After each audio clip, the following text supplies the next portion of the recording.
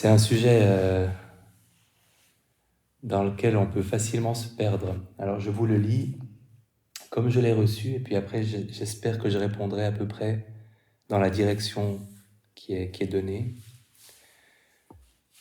Le thème serait le doute, un doute envahissant, doute sur soi-même, sur ses choix, sur les décisions à prendre, sans cesse le nez sur soi, sur soi-même, sur ses faiblesses et ses limites. Alors il y a le doute, et puis après il y a ce qui est suggéré par la deuxième partie. Donc je vais essayer de tourner autour de ces deux choses-là. Alors le doute déjà, pour essayer de le connaître dans la méditation et en dehors, je vous propose de fermer les yeux. Moi j'ai trouvé ça super dur. Donc on verra. Parce que c'est possible que le doute, en ce moment, prenne pas une place suffisante dans ma vie pour que je puisse le faire venir. Est-ce que vous pouvez prendre le temps maintenant de chercher un doute qui vous habite maintenant ou qui vous a habité, cet état d'incertitude, d'hésitation, de flou? Ça peut être un doute par rapport à ce que vous devez faire, une décision que vous devez ou ne devez pas prendre et quelle décision prendre, de qui prendre le parti dans un conflit par exemple. Ça peut être aussi un doute plus centré sur qui vous êtes, sur ce que vous valez comme personne, sur vos qualités, vos défauts, sur votre identité. Un doute qui vous habite en ce moment ou qui vous a habité par le passé, une situation de doute.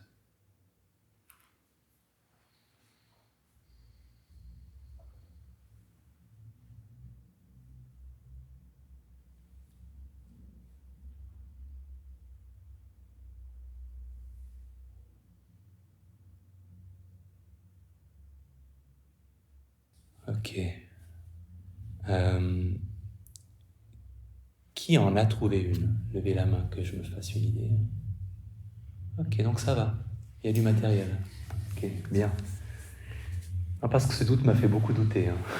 Donc, je pense que c'est normal, c'est le thème. Alors, on y reviendra, donc gardez cette situation de côté. Comme d'habitude, pour les causeries, vous pouvez être couché, assis, les yeux fermés, les yeux ouverts. Regardez où vous voulez, moi ou ailleurs. Je vais prendre les mêmes libertés. Alors, le doute, il se caractérise déjà par un état de stupeur ou de paralysie. Dans le registre du stress, il y a la fuite, il y a le combat. On sait que pour la fuite, on peut l'associer à la peur, à l'anxiété.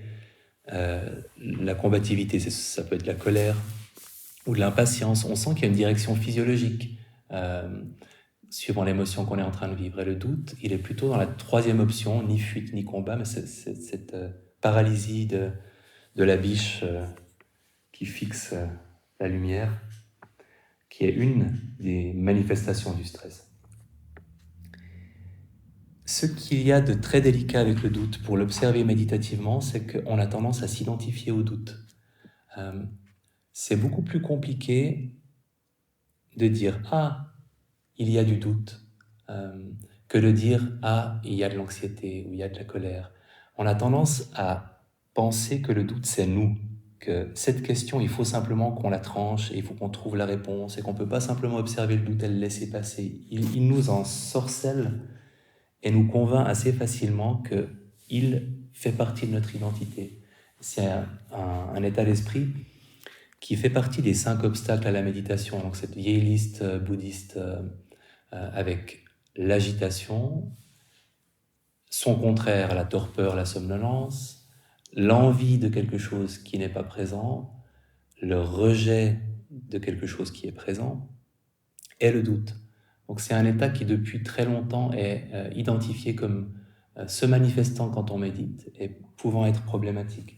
Et je trouve que par rapport aux 4 autres, il a vraiment cette caractéristique qui le rend compliqué, qu'on s'identifie beaucoup plus au doute qu'à l'agitation. L'agitation, c'est un truc qui nous arrive. La torpeur aussi. L'envie de quelque chose, c'est parfois déjà plus délicat, mais là aussi, on peut facilement identifier qu'on est pris de cette envie, on est pris de cette agitation, de cette torpeur, de ce rejet de quelque chose. Tandis que le doute, il faut juste que je sache, il faut que je comprenne, il faut que je tranche cette question. C'est beaucoup plus difficile de le transformer en un objet de méditation qu'on peut observer. Dans le cadre de la pratique méditative, le doute se manifeste souvent en lien avec la pratique méditative. Est-ce que je médite correctement? Est-ce que je respire correctement? Est-ce que j'ai raison de méditer? Est-ce que je suis quelqu'un à qui ça profite? Est-ce que ça sert à quelque chose? Est-ce que je devrais m'arrêter maintenant? Le doute par rapport qui peut être lié à l'impatience ou à l'ennui.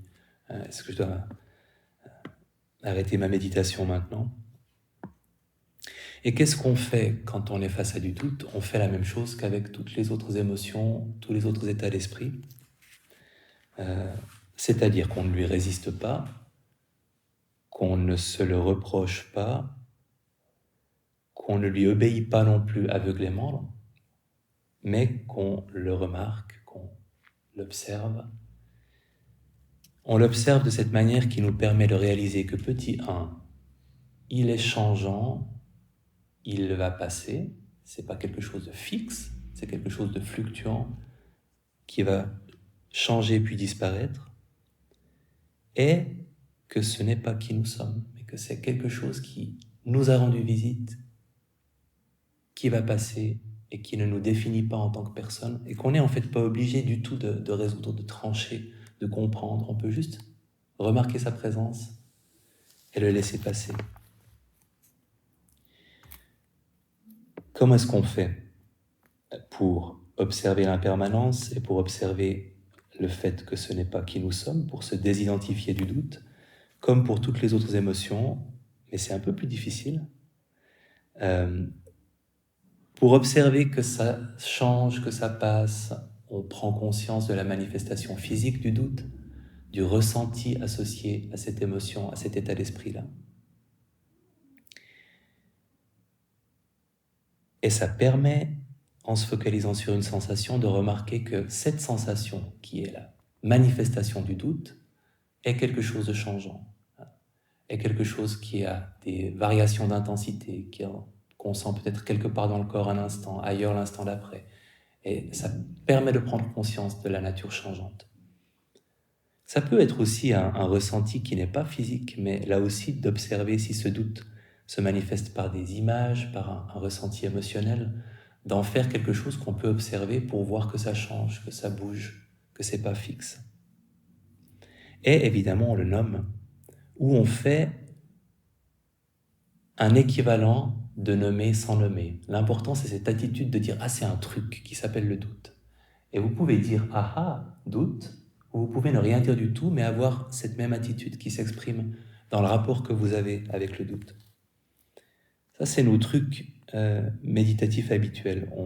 Face à un état d'esprit, on observe sa manifestation physique pour remarquer sa nature changeante, et on le nomme pour en faire quelque chose qui n'est pas nous, dont on peut se désidentifier. Donc ça devient, voilà, je t'ai vu, doute, tu te manifestes avec ces sensations-là et je vois qu'elles changent, je sens qu'elles vont passer. Il y a cette image, et c'est juste une image, c'est pas plus qu'une image, qui va passer aussi. Et je peux te nommer, et j'ai pas besoin de faire autre chose que ça. Alors, faisons-le parce que justement, je trouve que c'est très intriguant la manifestation du doute. Donc fermons les yeux.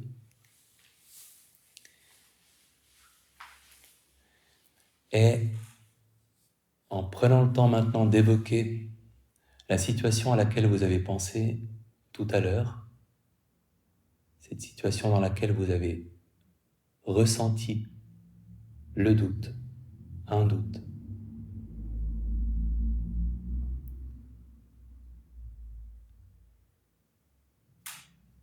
C'était à quel moment, peut-être où, si ça peut vous aider, l'endroit où vous étiez quand vous avez ressenti ce doute.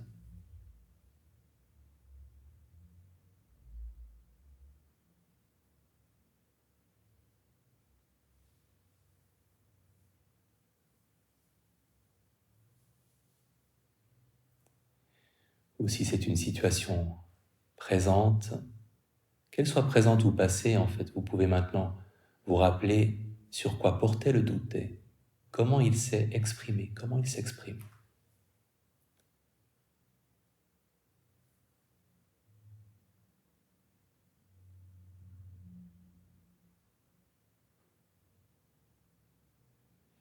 Laissant ce doute se manifester avec le ressenti, les images, les paroles qui l'accompagnent.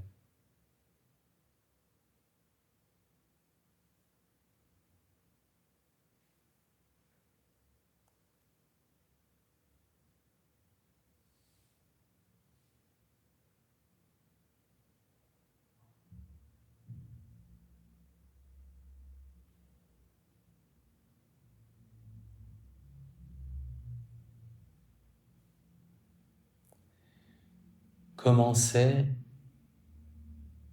de vivre ce doute à son intensité maximale en essayant de lui donner autant d'espace que possible pendant quelques instants.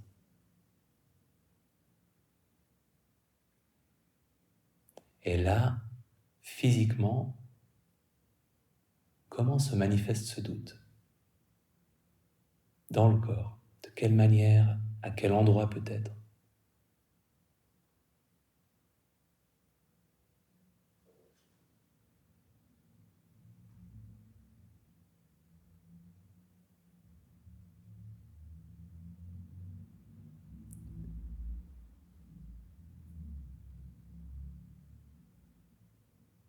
Émotionnellement, comment est le ressenti de ce doute?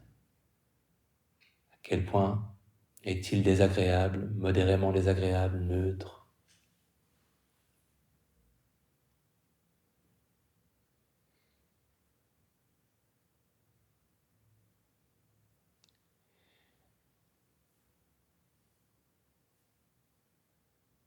Et question très très intéressante, à quoi ressemble l'esprit d'une personne qui doute? En redonnant un peu d'espace à ce doute, si c'est nécessaire, et en observant comment est l'esprit d'une personne prise de doute, à quoi ça ressemble.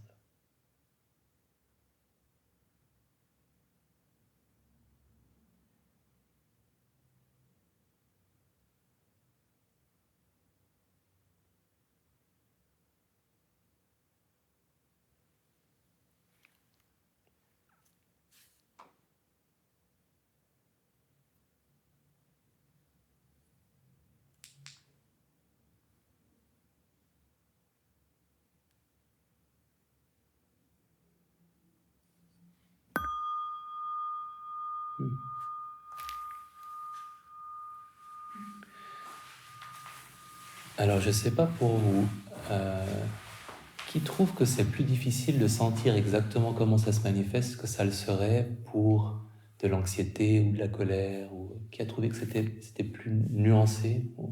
Ok. Ouais. Je pense que ça dépend des personnes, ça dépend de la façon dont ça s'est manifesté pour vous et aussi de la situation, parce que c'est un mot qui recouvre une réalité beaucoup plus large qu'anxiété, par exemple, ou colère. Alors, physiquement, est-ce qu'on peut brainstormer? Comment vous l'avez senti? Pour les personnes pour qui il y avait un ressenti physique, c'était quoi? Vous pouvez lâcher des mots dans une espèce de circulation, d'agitation dans le corps. Et tu montrais un peu cette région-là. Oui. D'autres choses. Étouffement, ici. Ouais. De vertige, ouais. Oui, c'est cette sensation d'être retenu comme ça. C'est des sensations assez subtiles, hein. Dans le registre, de nouveau pour prendre l'anxiété ou la colère, on a souvent un point qui est très partagé. On aura la gorge ou l'estomac pour l'anxiété. Pour la colère, il y aura souvent la chaleur ou la sensation du cœur ou les tensions dans la mâchoire. Donc, si on se demande pourquoi le doute est souvent plus compliqué à appréhender comme objet de méditation, on a déjà une partie de la réponse. Il n'est pas si facile que ça à saisir avec le truc qui nous aide tellement pour nous saisir d'une expérience et pour s'en détacher, pour en faire quelque chose qu'on peut observer. qui est la conscience du corps, ben là, c'est pas si simple et c'est beaucoup plus variable d'une personne à l'autre.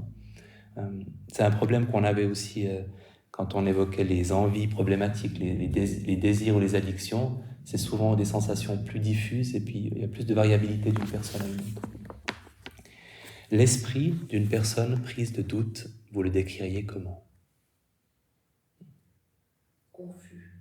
Ouais, confus. Beaucoup de hochements de tête, c'est aussi ce qui m'est venu. Rumination. Rumination, donc tac, tac, ouais. De vide. Le vide, oui. Manque d'énergie, de vide. Oui. Et ça dépend, je pense, dans quelle phase on est. Parce que j'ai pensé à ces deux choses. Le moment où on est tac, tac, ou tac, ou tac, ou tac, ou tac, ou tac, et où on tourne en rond, et puis le moment où en fait il y a une espèce de stupeur et de vide, parce qu'on se sent impuissant dans cet état-là. Donc, cognitivement parlant, au niveau de ce qui se passe dans notre esprit, c'est intéressant parce qu'on peut avoir des phases où les choses sont plutôt rapides et un peu obsessionnelles, ou des phases où c'est un vide et une espèce de paralysie mentale qui s'installe. Bon, ouais. Là on a des pistes parce qu'en fait, pour pouvoir faire quelque chose de cet état-là, il faut qu'on soit en mesure de l'observer. Et donc, il faut le rendre observable. C'est comme ces révélateurs qu'on utilise en bactériologie pour que les bactéries aient des jolies couleurs et qu'on les voit. Et il nous faut trouver un truc similaire. Sinon, on risque de se confondre avec cet état, de l'attribuer à qui nous sommes, de considérer qu'il fait partie de notre identité. Et là, on est pris dedans parce qu'on n'arrive pas à s'en distinguer. Ok. Alors ça, c'est ce qu'on fait quand on médite. Si on a un doute qui surgit dans la méditation, et en dehors de la méditation, c'est aussi vrai, on va en faire quelque chose d'observable, se demander qu'est-ce que c'est exactement, prendre conscience de sa nature changeante, ces sensations-là, quelles qu'elles soient, elles changent, elles bougent. La qualité de notre esprit aussi. On le nomme, et on se rapproche de plus en plus du « aha », il y a du doute, pour s'éloigner de plus en plus du « je suis dans une situation impossible, il faut que je tranche, il faut que je décide, il faut que je résolve ce problème, etc. » Alors, le mode d'emploi est simple. L'application n'est pas simple.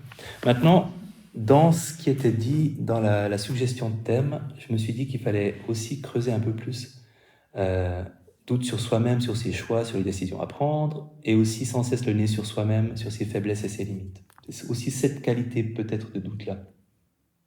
Parce qu'il y a le doute qui porte sur une décision à prendre ou sur un parti à prendre, qui a raison, qui a tort, par exemple. Je pense à des situations familiales où on est censé choisir une version, ou d'une manière générale, quand on doit choisir une version d'une histoire, qu'il y a plusieurs histoires possibles, ou une décision à prendre, ben là, on peut faire un tableau avec des plus et des moins. Ça vous est sûrement déjà arrivé de le faire, et puis d'essayer de déterminer qu'est-ce qu'on détermine, les avantages, les inconvénients, à quel point on a peur de faire quelque chose, peur de regretter de ne pas l'avoir fait, peur de regretter de l'avoir fait, envie de le faire.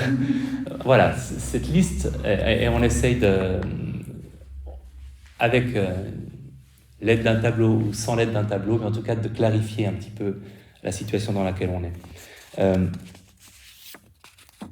Ce qui est possible à partir du moment où on a pu se distancier de ce doute aussi. Mais je pense que le texte renvoie aussi à un doute qui a une qualité un peu différente, un doute sur soi, sur qui on est, sur le genre de personne qu'on est, sur ce qu'on vaut, sur ce que les autres pensent de nous. Et ça, c'est un autre doute qui relève de ces pensées qui tournent autour du moi, qui je suis. Est-ce que je vaux rien? Est-ce que je suis génial? Est-ce que les gens m'aiment? Est-ce que les gens m'aiment pas? Est-ce que j'ai telle ou telle qualité, tel ou tel défaut?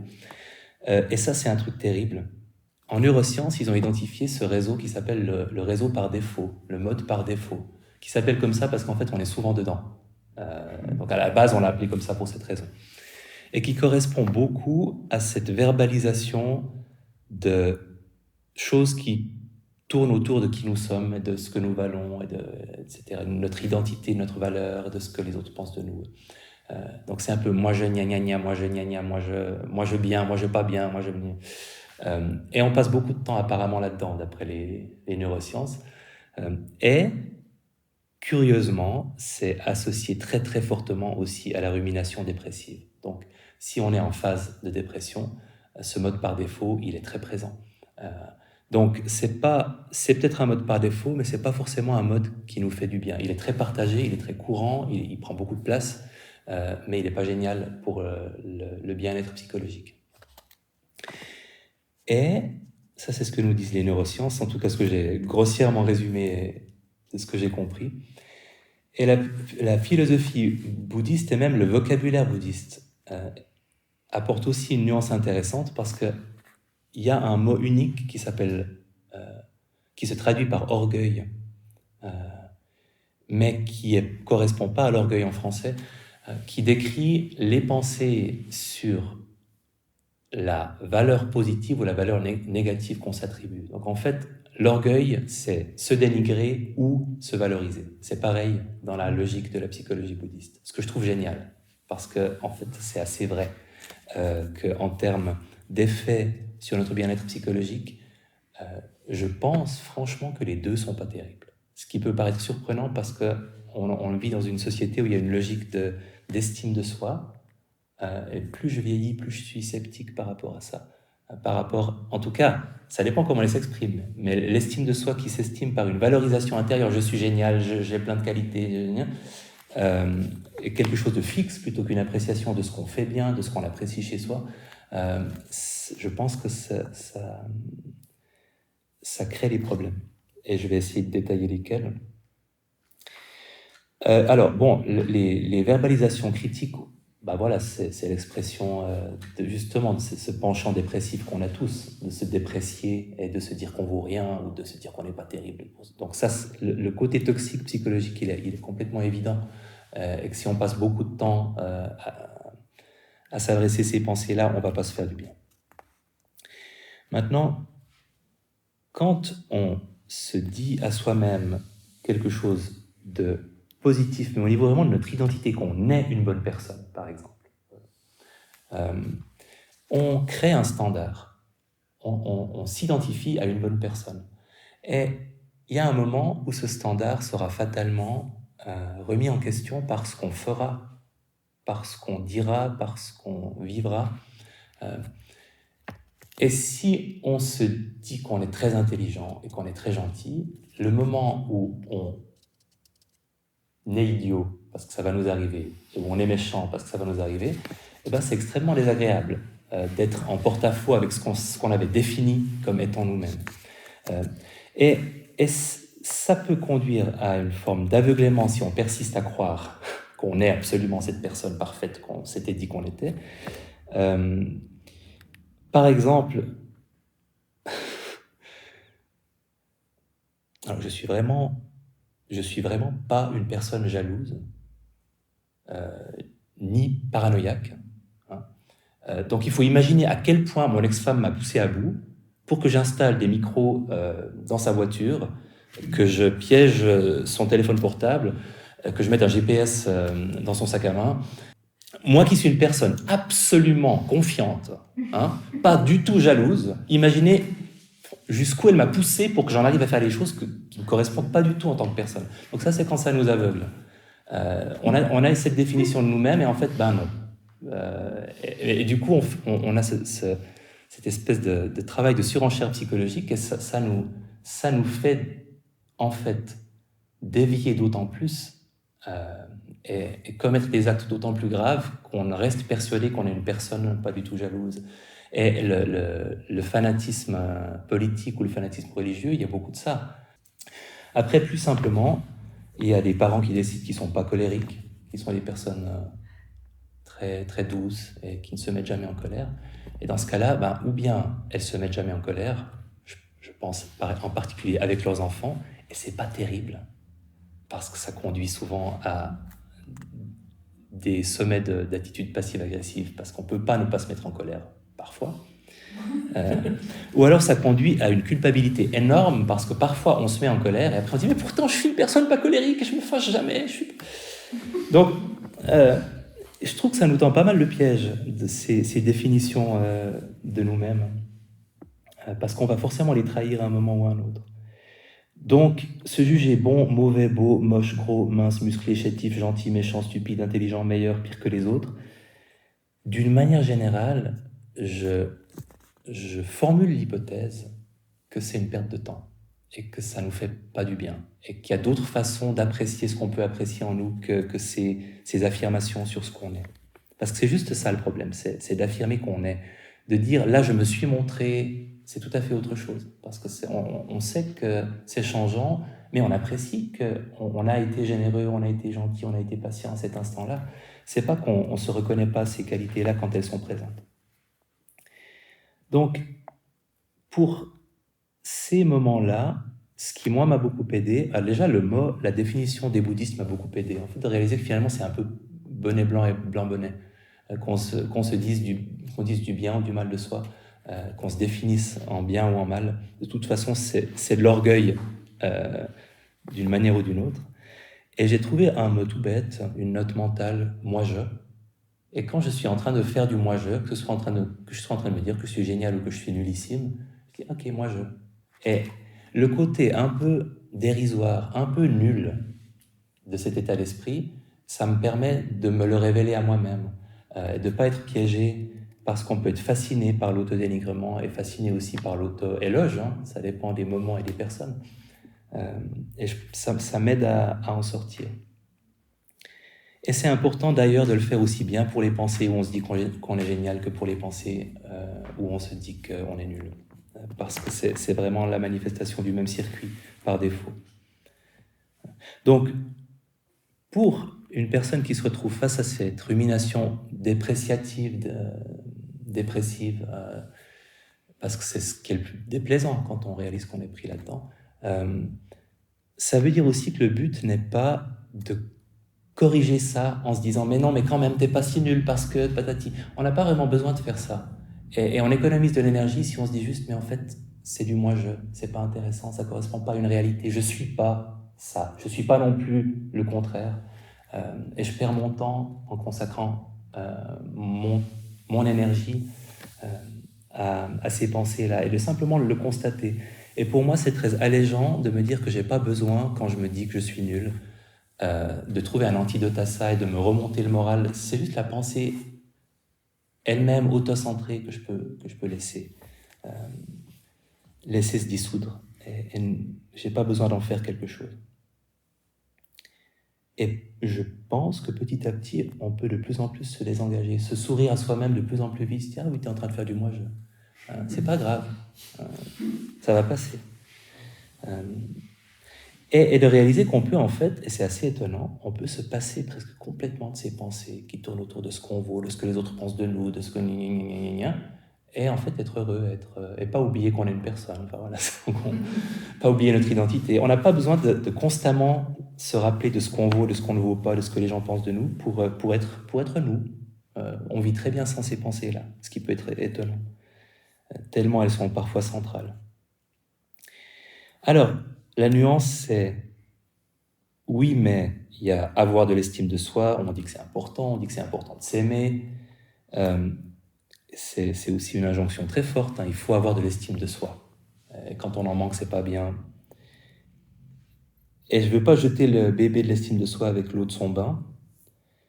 Et je pense qu'il faut distinguer, encore une fois, quand c'est une évaluation positive de notre identité, et qui est figée, et puis quand c'est l'appréciation de quelque chose qu'on a fait ou qu'on a pensé ou qu'on reconnaît en nous, et aussi de distinguer la bienveillance pour soi, la reconnaissance du fait qu'on s'aime, qu'on tient à soi, dans ce sens-là actif, de bienveillance active pour soi-même, de volonté de prendre soin de soi-même. J'ai cette citation d'un philosophe à la mode américain ou canadien, je crois que je paraphrase, traitez-vous vous-même comme quelqu'un dont vous avez la responsabilité, dont vous devez prendre soin. Il y a cette idée-là, hein, de se traiter soi-même de cette manière-là, qui est très jolie. Et cette bienveillance, cette capacité de prendre soin de soi, de faire preuve de gentillesse envers soi, de se pardonner à soi, d'apprécier ce qu'on fait de bien quand on le fait bien, ça n'a pas du tout la même conséquence que de se déclarer une bonne personne, ou une personne brillante, ou une personne, etc.